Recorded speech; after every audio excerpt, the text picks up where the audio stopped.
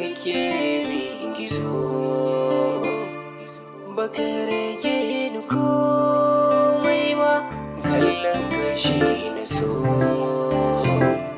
zaman mu zai dore ba na riga da mu saba fuskar ka ce abin duba banda kamar ka na saba ruhin mijina bukyalin mijina ina san mijina wayo mijina wayo mijina bukyalin mijina.